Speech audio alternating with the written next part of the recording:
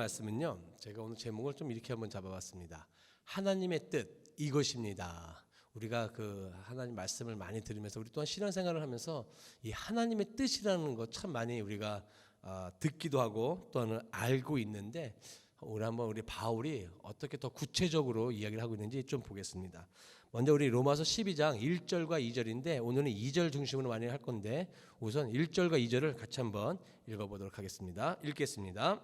그러므로 형제들아, 내가 하나님의 모든 자비하심으로 너희를 권하노니 너희 몸을 하나님이 기뻐하시는 거룩한 산 제물로 드리라. 이는 너희가 드릴 영적 예배니라.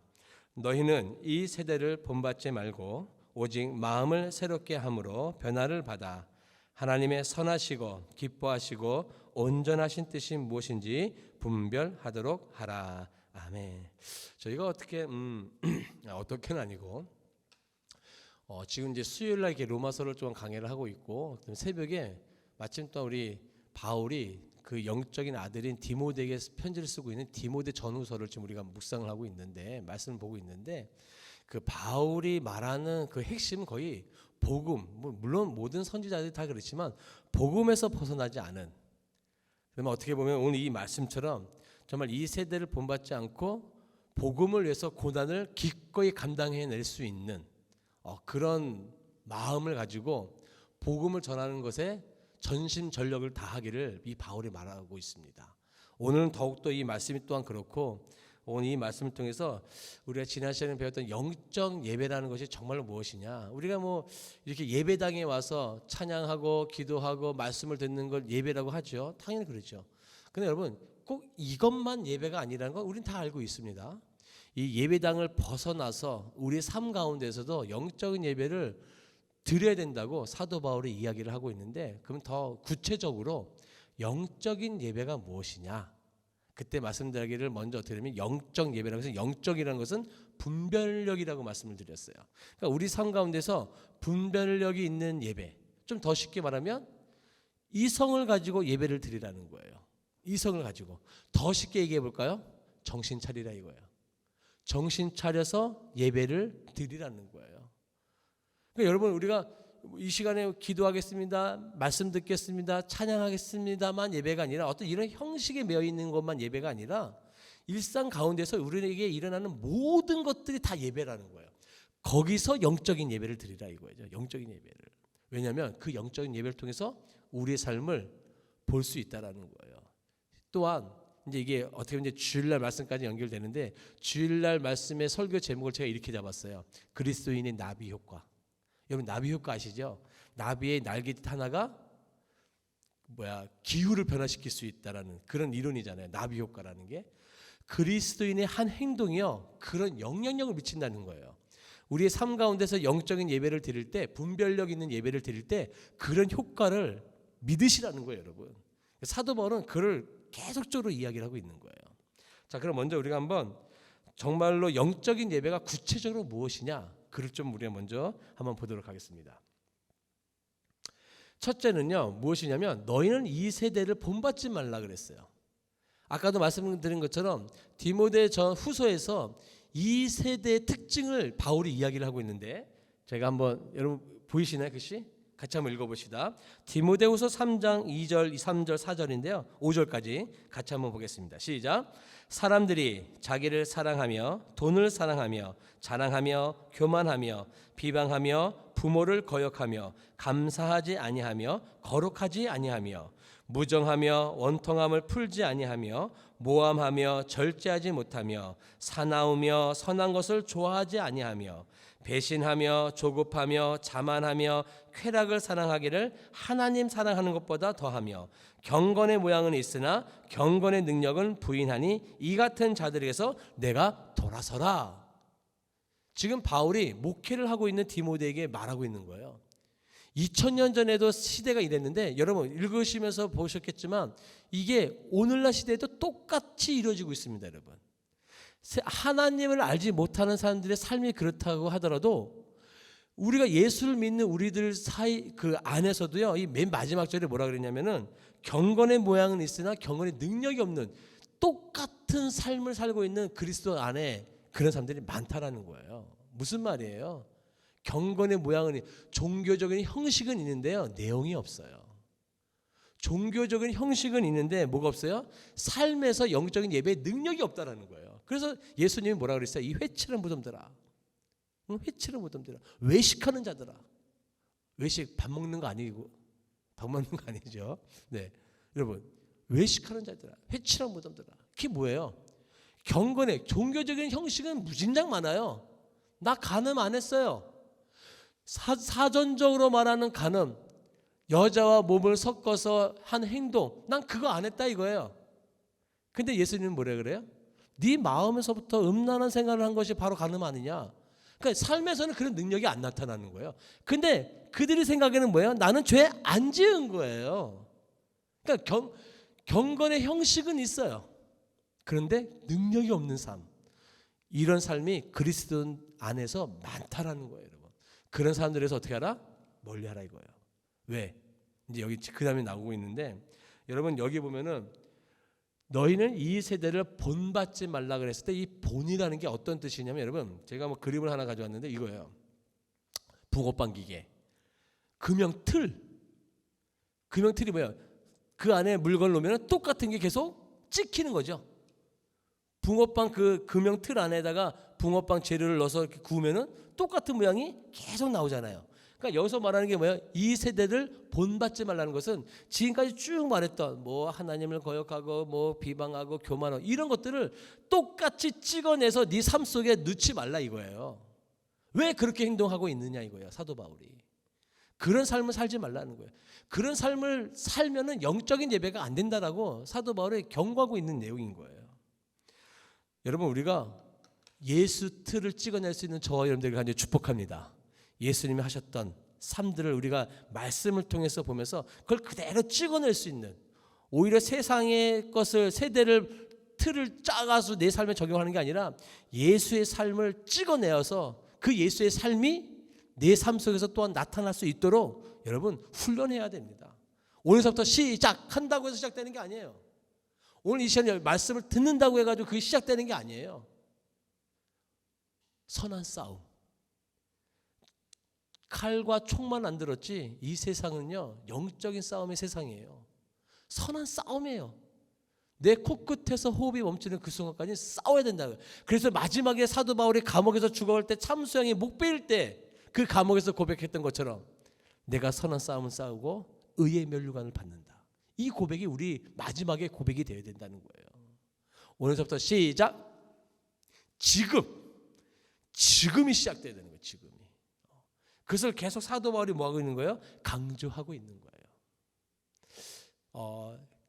제 개인적인 간증을 좀 드려서 죄송하지만 그냥 귀엽게 들어주세요. 지난주에 금요일날이었어요. 금요일날 예배를 마치고 나서, 그때도 마찬가지로 이 영적인 예배를 이야기하고 난 다음에 말씀을 마치고 나서 이제 집에 가려고 지하로 내려갔어요. 그때가 뭐 한 이제 9시쯤 되는 시간이었겠죠. 근데 이제 지하 주차장에서 쭉 나가서 이제 입구에서 나가려고 하는데 제 차 앞에 있는 차가 이 주차 이 바에 앞에 딱 서가지고 못 나가고 있는 거예요. 이게 결제를 뭘 잘 못하고 계시는지 못 나가고 뒤에 차가 계속 쭉 밀리는 거예요. 뭐 1, 2분이면 잠깐 기다릴 수 있죠. 근데 거의 한 10분 이상을 그 자리에서 계속 멈춰 있는 거예요. 이렇게 옆을 봐도 뭐 나와서 뭘 하는 것 같지도 않고, 한 10분 지나니까 슬슬 뭐 하기 시작하는 거예요? 이제 여기서 올라오는 게 시작하는 거죠.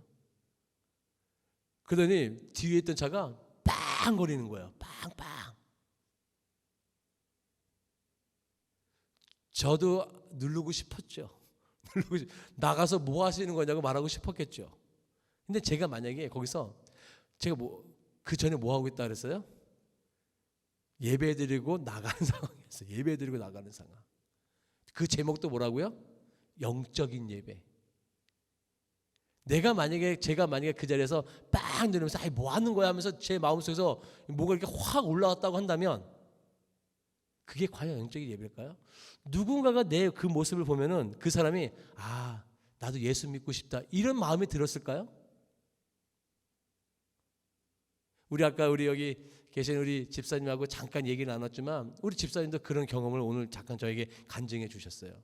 저는 그래서 이 말씀이 더 확실해요. 우리 아까 우리 집사님께서 얘기하실 때 뭐 내용은 다 빼고 어떤 단어로 쓰셨냐면 내가 그 순간에 이성을 생각하지 못했다 그랬어요. 이성을 생각하지. 그게 딱 사도 바울이 말하는 거예요. 영적인 예배. 영적 예배라는 건 52장 이 예배 그 영적이라는 단어는요. 그 헬라어 뜻 안에 분별력이라는 뜻이 가지고 있고 그 안에 또 어떤 것이냐면 이성이 있거든요. 이성이라는 단어가. 우리가 어떤 상황에 닥쳤을 때 맞닥뜨렸을 때 그 순간에 그냥 그냥 욕심적인 육신의 생각으로 말하는 것이 아니라 그 순간에 이성을 생각하라고요. 그 순간의 분별력을 가지고 이 시간도 내가 주님 앞에 예배를 드리겠다고 생각한다면 우리 집사님 말씀하신 것처럼 예수님이라면 이 시간에 어떻게 하셨을까? 그게 뭐예요? 그게 영적인 예배예요. 우리 이런 상황들 많습니다, 여러분. 사소한 것부터 시작해서 큰 일까지 많습니다. 어떻게 하시겠습니까, 여러분? 분별력이 있어야 된다는 거예요.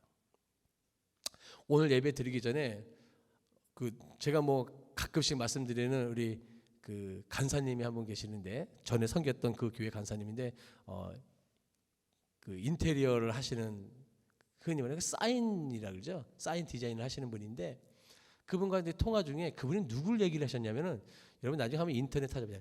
사닥다리 종합 건설 회사라고 있는데 건설 회사예요. 지금 저기 파주에 있는 그 세계로 금남교회 장로님이신데 나성민 장로님이라고 계세요. 제가 그래서 아까 예배 전에 검색해봤더니 최근에 뭐 저기 새만금에 어떤 뭐 사업을 하시는데 거기에 1조 원 가량을 그 건설을 뭐 또 하고 계신다 그러더라고요. 그 정도 큰 사업, 큰 회사예요. 근데 여러분 그 아까 제 간사님이 그런 얘기를 하시더라고요. 그분이 가끔씩 그분을 만나서 얘기를 하신대요. 근데 그 장로님이 어떤 얘기를 하시냐면 때로는 되게 부드러우신데 결단력을 내리실 때는 되게 냉철하대요. 되게 냉철하대요. 근데 거기에 붙인 말이 있었어요. 뭐라 하냐면 그 냉철함이 뭘로 느껴지냐면 내공으로 느껴진 내공으로. 이게 무슨 말이냐? 거기까지 그런 분별력을 가지기 위해서는요 수많은 훈련을 하셨다는 거예요. 그런 결단력이 그 순간 확 나오는 게 아니라 그 수많은 절차를 거쳐서 훈련을 통해서 뭐 하신 거예요? 분별력을 가지고 이성을 가지고 뭐 하신 거예요? 훈련하신 거예요. 영적인 예배를 만드신 거죠. 그러니까 이제 어떻게 되는 거예요? 그런 일들이 닥칠 때마다 아니 여러분 우리에게 일어나는 상황들이 오늘 하루만 일어나고 그 다음에 안 일어나요? 평생을 살아가면서 일어나요. 그때마다 여러분 어떻게 하실래요? 힘들어 하실래요? 아니라는 거예요. 우리가 지금부터 이렇게 훈련을 쭉 해가가지고 어떻게 되는 거예요? 훈련하는 이유가 뭐예요? 면류관을 받으려는 거 아니에요. 의의 면류관. 그렇게 해서 결단하는 그 모습이 그 간사님에게는요 되게 멋있어 보인다는 거예요. 그게 그냥 나오겠어요? 저도 이제 그 나성민 장로님을 한번 그 파주 그 금남교회 갔을 때 한번 뵀던 기억이 나요. 그냥 대단하세요. 나이가 많으신 것도 아니에요. 근데 엄청난 회사를 운영을 하고 계신 거예요. 그분은 딱 어려움이 닥치면요 무조건 기도한대요. 딱 기도 그리고 말씀 두 가지만 딱. 대단하신 것 같아요. 그게 그냥 나오겠어요? 그 많은 그런 회사를 운영하시면서 얼마나 많은 그런 큰 일들을 하셨겠어요. 그 안에서 훈련하신 거 훈련 그냥 되지 않아요, 여러분. 선한 싸움을 다 잘 싸워 나가는 저와 여러분 되기를 간절히 축복합니다. 축복합니다. 자, 그다음에 보세요. 첫째는 뭐라 했어요? 이 세대를 본받지 말라 그랬어요. 두 번째는 뭐냐면요. 자 보세요. 오직 마음을 새롭게 함으로 뭐예요? 변화를 받으라요. 여기서 여러분 우리 그런 말 많이 들어보죠. 예수 믿고 변화되었다. 예수 믿고 변화되었다. 근데 여러분 그 변화라는 게 여러분 그냥 뭐 어떻게 생각하시는지 모르겠지만 여러분 이 두 가지의 변화가 반드시 일어나야 돼요. 여기 보면은 change라는 단어하고요, transformation이라는 단어가 있으면 겉이 변하는 것도 있지만 여러분 본질적인 것이 변하는 거예요. 우리가 예수 믿고 변화되었다? 아까 말한 것처럼 형식적인 것만 변화되는 게 아니고요. 그것도 중요합니다, 여러분. 형식적인 거. 예전에는 불편함이 느끼지 않았던 것들이 예수 믿음으로 인해서 내가 변화가 불편해지는 거예요. 뭐 한 예를 든다고 한다면 술 먹던 것들이 이제는 불편해지는 거예요. 네. 그런 것들인 거예요. 거짓말하던 것이 예전에는요 그냥 너무 그냥 아무렇지도 않았는데요. 예수 믿은 것 때문에 거짓말하는 게 불편해지는 거예요. 그런 외형적인 변화도 있지만 여러분 내 안에 이 본질적인 변화도 반드시 같이 가야 되는 거예요. 이 본질적인 것이 같이 안 가면요 아까 말한 것처럼 이 형식주의자들, 다시 말하면 회칠한 무덤, 외식하는 자들 이렇게 된단 말이에요. 그러니까 여기 사도 바울이 말하는 이 변화라는 것은요 이 두 가지의 변화를 다 이야기하고 있는 거예요. 그 여러분 그럼 질문 하나 나오죠. 그럼 어떻게 변화받을 수 있어요? 어떻게 변화받을 수 있어요? 딱 하나입니다. 방법은 딱 하나예요. 뭐냐면 해바라기처럼요 하나님만 바라보는 거예요. 딱 이제 하나님만 바라보자. 그럼 또 질문 나와야지. 하나님은 어떻게 바라봐요? 하나님은 어떻게 바라봐요? 자, 성경에서 하나님만 바라봤던 인물들을 좀 몇 명 볼게요. 자, 보세요. 첫째 모세예요. 우리 모세 너무도 잘 압니다. 모세가요 이스라엘 백성들을 이끌고 난 다음에 하나님이 시내 산으로 부르셨어요. 광야예요. 아무것도 없는 곳이에요. 그것도 하나님이 시내 산을 부르셨대요. 40일 동안 부르셨어요. 물과 먹을 것이 없는 그 산으로 하나님이 모세를 부르셨어요. 며칠 동안? 40일 동안. 그 높은 산에 대해. 여러분 동방박사들이 예수님이 오셨다는 소식을 들었어요. 목자들도 듣고 동방박사들도 들었어요. 근데 여러분 한번 생각해 보세요. 예수님의 탄생을 왜 굳이 동방박사들과 목자들에게만 하나님이 보이게 하셨을까요? 그들 외에는 뭐 멀쩡한 사람이 없었습니까? 아니요, 많았어요. 차라리 뭐 왕의 대가 더 좋은 선지자들도 많았었고. 근데 한번 생각해 보세요. 왜 목자들이고 동방박사들일까? 또 한 가지, 세례 요한.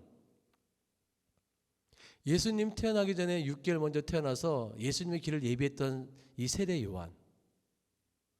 근데 여러분 이 세례 요한에게 성경에서 말씀에 뭐라 그러냐면 하나님의 말씀이 세례 요한에게 임했다 그랬어요. 세례 요한에게 말씀이 임했다 그랬어요. 근데 여러분 그 당시에 말씀이 임하는 게 세례 요한 외에는 없었습니까? 여러분 그 당시에요 종교적인 어떤 기득권을 가지고 있고 뭐 바리새인들 하나님 말씀에 능통한 자들 많았습니다. 세례 요한보다도 환경도 좋고 학벌도 좋고 그런 사람 많았었어요. 근데 왜 굳이 딱 한 사람 세례 요한에게만 하나님의 말씀이 임했습니까? 저 마지막은 예수님이에요. 예수님이 이제 공생애를 시작하실 때, 사울은사를 시작하실 때 제일 먼저 간 곳이 어디예요? 아무것도 없는 광야였었어요. 자, 여러분 모세, 동방박사, 목자들, 세례 요한, 예수님 이분들의 공통점이 있어요. 뭐예요? 광야예요. 광야. 그들이 있었던 곳이 광야예요. 왜 광야에서 생활했죠? 40일 동안 모세가 시내산에 있었을 때 그는 아무것도 먹을 것도 물도 없었어요. 아무것도 없는 곳에서 뭐만 할 수 있어요? 하나님만 바라볼 수밖에 없는 거예요. 아무것도 없는 곳에서. 여러분 동방박사들, 왜 동방박사들에게 하나님의 기쁜 소식이 임했을까요? 동방박사들은 누구예요? 별을 관찰하는 사람들이에요. 지금도 마찬가지지만 여러분 별을 관찰하는 관측소는 여러분 도시에 있지 않습니다. 어디에 있어요? 도시가 아닌 정말 산속에 아무것도 없는 곳에 있어요. 저 당시에 동방박사들도요. 물론 지금의 도시와 그 도시에는 비교가 안 되지만 도시의 불빛은요. 불빛 때문에 별을 볼 수가 없어요. 동방박사들도 별을 보기 위해서는 어디예요? 광야. 광야에 있어요. 목자들은 더하지요. 양 키우기 위해서는 어디 있어야 돼요? 예, 광야에 있어야 돼요. 세례 요한이 어디서 생활했다 그랬어요? 광야. 예수님이 공생을 처음 시작하셨을 때 어디 있었다고요? 광야. 이제 여러분 좀 느낌이 오시나요? 광야는요 그때 말씀드렸죠. 히브리어로 미드바르, 다바르, 말씀이 있는 곳이에요. 광야는 그런 뜻을 가지고 있어요. 아무것도 없는 곳에 뭐가 있어요? 하나님의 말씀이 있어요. 우리가 아까 말한 이 세대를 본받지 말고 어떻게 하래요? 마음을 새롭게 함으로 변화를 받는다는 것은 하나님을 바라본다는 것은요. 말씀을 바라본다는 거예요. 하나님의 말씀이 있는 곳에 내가 바라본다는 거예요, 여러분. 하나님의 말씀을 쫓는 게 뭐 하는 거예요? 나를 변화시키는 거예요. 우리가 하나님을 믿는다고 합니다. 불교에서도 부처님을 믿는다고 하죠. 그럼 부처님을 믿는다고 해서 그들은 뭘 믿는 거예요? 그들은 불경을 믿는 거예요. 우리가 하나님을 믿는다고 할 때 우리 뭐 믿는 거예요? 하나님이 주신 이 말씀을 믿는 게 뭐예요? 우리가 하나님을 믿는 거라는 거예요. 그러니 하나님을 바라본다는 건 뭐예요? 내가 말씀을 좇는다는 거예요. 말씀을 순종한다는 거예요. 말씀을 내 삶에서 영적인 예배로 입증해낸다는 거예요. 그게 우리들이에요, 여러분. 근데 우리 솔직히 저도 그렇지만 여러분 한번 정말 가슴에 이렇게 손 얹고 한번 생각해 보세요. 나 정말 그렇게 살고 있는가? 혹시 나는 너무 막 사는 건 아닌가? 왜? 그렇게 살아도 하나님이 보라는 것 같지 않으니까. 근데 여러분, 심판은요, ing예요. 사람들이요, 그렇게 생각하고 있어요. 심판은 내가 죽은 다음에 그 다음에 오는 거니까 지금 막 살아도 된다고 생각하고 있어요. 아니에요. 하나님은 구약에 그 수많은 왕들이 있었을 때도요, 그때마다 하나님 다 뭐 하셨어요? 심판하셨어요. 사울 같은 사람 보세요. 그렇게 겸손했던 사울이 나중에 죽을 때 그 아들 셋하고 사울이 항장소에서 전쟁에서 다 죽잖아요. 하나님의 심판은요, ing 그때 있는 거예요. 물론 우리가 죽은 다음에 최종적인 하나님의 심판이 있지만, 그러니까 우리 믿는 자들에 있어서 이 성경의 핵심은 뭐예요? 심판, 죄, 의예요. 심판을 생각한다면요, 여러분 죄 지을 수 없고요. 죄를 안 지으면 의롭게 살 수밖에 없는 거예요. 이게 우리 기독교인의 핵심이에요, 핵심. 그러니까 사도 바울은 그것을 이야기하고 있는 거예요. 자, 그러면은 내가 변화를 받는다는 건 뭘 바라보는 거라? 하나님의 말씀을 바라보는 거라는 거예요. 내 눈에 보이는 게 너무 많으면요, 이 말씀이 안 들어와요. 그러니까 광야예요. 광야는요, 아무것도 없기 때문에 하나님을 바라볼 수밖에 없는 거예요. 그러니까 하나님을 저절로 바라보게 돼요. 광야는 그런 곳이에요. 광야가 내 마음이 광야가 되길 바랍니다, 여러분. 내 마음이 광야가, 내 마음에 너무 가득한 게 너무 많으면요, 하나님을 바라볼 수가 없어요. 자, 세 번째 한번 봅시다. 너희는 이 세대를 본받지 말고 오직 마음을 새롭게 변화를 받아. 여기 보니까 그 다음이 뭐예요? 하나님의 선하시고 기뻐하시고 온전하신 뜻이 무엇인지를 분별하라. 여러분, 여기 말씀을요, 굳이 이렇게 말 안 해도 돼요. 여기 보면은 하나님의 뜻임을 분별하라, 이렇게 상관없거든요. 근데 하나님의 뜻이라는 그 가운데에 뭘 집어넣냐면요, 선하시고 기뻐하시고 온전하신 뜻이 무엇인지. 그러니까 뭐예요? 하나님의 뜻은 뭐예요? 선하시고 기뻐하시고 온전한 거예요. 우리가 우리 삶 가운데서 영적인 예배를 드릴 때, 영적인 예배는 뭐예요? 우리에게 겪어지는 많은 일들, 그들 속에서 예배를 드릴 때 내가 하는 그 수많은 많은 일들 가운데 그 일이 과연 선한지, 하나님이 기뻐하시는지, 온전한지 뭐 하라는 거예요? 분별해야 된다는 거예요. 한 예를 들어서 먼저 하나님의 뜻은 항상 선하다. 선하심. 하나님의 뜻은 여러분 항상 선해요. 하나님을 믿는다면서요, 하나님의 뜻이 선하대요. 하나님을 믿는 사람이 거짓을 계획하고 나쁜 것을 계획한다? 이거는 모순이에요. 그렇게 되면 안 돼요. 하나님을 믿는 사람이, 하나님이 선하신데, 하나님의 뜻이 선하신데 하나님을 믿는 사람들이 나쁜 계획을 세워간다? 잘못된 방법으로 내가 이득을 취한다? 있을 수가 없어요. 그거는 모순이에요, 모순. 왜? 하나님의 뜻은 항상 선하시니까, 좋으시는 거니까. 근데 어때요? 여러분들 보기에 많은 그리스도인들이 그렇게 살고 있는 것 같습니까? 자신 있게 말할 수 있을까요? 그렇지 않은 것 같아요. 안 보면 끝. 아무도 안 보니까 뭐 아무도 안 봐요. 뭐 쥐도 새도 모르게? 예, 쥐와 새만 모르고 다 알아요. 다 알아, 다 알아. 하나님이 보고 계시는데, 사탄이 보고 있는데 안 보면 된다는 생각 있을 수 없어요. 두 번째는요, 보세요. 하나님의 뜻은 그 속에 뭐가 있어요? 항상 기뻐하심이 있다라는 거예요. 자, 그럼 여러분, 우리가 하고 있는 일이 있잖아요. 그 일에 내 욕심이 있는지 여러분 한번 분별해야 돼요. 내가 하나님이 뭔가 일을 할 때, 뭐 우리가 세상 살면서 많은 일들을 하잖아요. 근데 그 일을 하는데 내 욕심이 있는지, 아니면 그 일에 하나님의 기뻐하심이 있는지 분별해야 돼요. 제가 그때 말씀드렸던 기도할 때, 여러분 기도할 때 내가 만약에 기도의 제목이 이런 게 있어. 이런 기도 제목이 있는데 이걸 내가 하나님 앞에 기도합니다. 하나님 뭐 1번, 2번, 3번, 4번 기도 할 수 있죠. 뭐 할 수 있죠. 근데 더 중요한 게 있어요. 1번, 2번, 3번, 4번 이 기도의 제목이 하나님의 기도 제목과 일치하는지를 봐야 돼요. 무슨 말인지 알죠? 이 1번, 2번, 3번, 4번에 대한 이 기도의 제목에 하나님의 뜻과 이게 일치하는지를 봐야 된다는 거예요. 일치하지 않으면 가감하게 내려놔야 돼요. 그게 기도예요, 여러분. 자, 세 번째는 뭐예요? 하나님의 뜻은 언제나 온전하다는 거예요. 온전하다는 건 뭐예요? 쉽게 얘기하면 여러분 이렇게 말할 수 있을 것 같아. 온전하다는 건요, 만약에 장사를 하는 사람들은요, 만약에 어떤 물건을 만드는다, 그리스도인들이 어떤 장사에서 물건을 만들어낸다, 불량품 만들면 안 돼요. 쉽게 얘기해서 최선을 다해야 된다는 거예요. 온전하다는 거는. 음식을 장사하는 사람들이요, 예수 믿는 사람들 가운데 혹시 뭐 예수 믿는 사람들 식당 하시는 분들 많죠.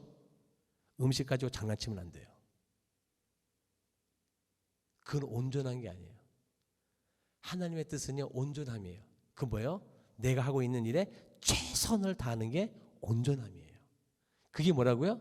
그게 하나님의 뜻이라고요. 그러니까 사도 바울은 하나님의 뜻이다 이렇게 말을 해도 문장에는 크게 오류가 없어요. 그런데 그 가운데다가 하나님의 선하시고 기뻐하시고 온전하신 뜻이 무엇인지 뭐하라? 여기 보니까 마지막 분별하도록 하라. 분별하도록 하라는 헬라어의 그 뜻 안에는요, 입증하다는 뜻이 있어요. 그게 이제 여러분 이제 감이 오시죠? 영적인 1절에서 영적 예배를 말하면서, 그러면 영적 예배가 구체적으로 뭐야? 하면서 이야기를 하면서 맨 마지막에 뭐예요? 분별하래요. 영적 예배는요, 이 하나님의 뜻을 내 삶에서 입증해 나가는 거예요. 그렇게 살고 계십니까, 여러분? 그런 삶을 우리가 살아가야 된다는 거예요. 그 입증을 교회 안에서만 하지 마시고요, 이 교회 이제 예배당 바깥에서, 우리의 삶은 승부수는 거기서 내야 되는 거거든요. 내 직장에서, 가정에서. 여러분 가정도 잘해야 됩니다. 뭐 가정은 내 아내니까 내 자녀니까 막 해도 돼? 절대로 그러지 않습니다, 여러분. 제가 요즘 좀 노력하는 것 같지 않습니까? 노력하는 것 같지 않습니까? 왜 머리를 안 흔드는 거예요? 어느 날인가 이런 생각이 들었어요. 제가 한번 간증했었나요? 제가 한때 그 대학원에 다닐 때 과목 가운데 상담학이 있어가지고 제 슈퍼바이저하고 상담을 한 적이 있었어요. 제 고민이 제일 뭐였냐면, 교회 안에서는 정말 항상 우리 성도님들이 저한테 늘 그랬어요. 목사님, 그땐 전도사죠. 전도사님은 항상 오케이야. 뭐든지 뭘 해도 다 오케이셔. 너무 좋아. 그런 제가요, 집에 가면 부모님과 싸우고 부모님과 화를 내고 있는 거예요. 집에 가면. 교회 오면 항상 오케이. 그래서 상담할 때 제 안에 다중이가 있는 것 같아요. 어떻게 하죠? 하고 상담한 적이 있었어요. 그래서 최근에 그런 생각이 들었어요. 야, 내 가족도 뜨겁게 사랑하지 못하면서 남을 사랑한다? 있을 수가 없어요, 여러분. 내 아내를 더 뜨겁게 사랑해야 되고 내 자녀를 더 뜨겁게 사랑해야 돼요. 내 가족을 사랑하지 못하는데 내 바깥에 있는 사람을 사랑한다? 그거는 뭐예요? 외도예요. 있을 수가 없어요, 여러분. 하나님의 사람들 어때요? 우리가 이런 마음을 가지고 우리가 내 삶에서 뭐 해야 돼요? 영적 예배를 해야 되는 거예요. 최근에 그 오미크론 그 바이러스 때문에 그 부부 목사가 아주 그냥 이슈가 돼가지고 난리가 났었습니다. 이유는 딱 하나예요. 목사가 거기 봤더니 목사 사모님이 그러거든요. 사모님이 거짓말했다라는 거죠. 세상의 기준은요, 아직도 기독교인은 뭐예요? 착해야 돼요. 세상의 사람들은요, 아직까지도 교회를 바라보면요, 교회에 다니는 그리스도인들은요, 거짓말하면 안 되는 거예요. 감사한 거예요. 아직은 세상은 우리를 그렇게 바라보고 있으니까. 예수 믿는 사람들은요, 그렇게 살면 안 된다는 거예요. 그건 우리에게 주는 경고예요, 경고, 여러분. 우리가 오늘 말씀을 통해서 다시 한번 내가 하는 행동, 하나님의 내가 하는 말, 이 모든 것이 하나님의 선하시고 기뻐하시고 온전하신 뜻을 이루고 있는지 이렇게 표현할게요. 정신 차려서 우리 삶에서 영적인 예배를 승리하는, 그래서 선한 싸움을 싸움. 그래서 사도 바울이 뭐예요? 무슨 싸움? 선한 싸움. 하나님의 뜻은 선하시고 기뻐하시고 온전하신 뜻이다. 그러니까 선한 싸움이라는 게 뭐예요? 그 하나님의 뜻을 위해서 싸우는 거예요. 그 싸움이 뭐 칼 들고 총 들고 쓰는 거예요? 우리 아까 우리 집사님 계셨지만 그런 일들이 부닥쳤을 때 내 안에서 싸움, 그게 선한 싸움이에요. 선한 싸움. 네. 그런 싸움에서 승리하는 저와 여러분 되기를 간절히 축복합니다. 축복합니다.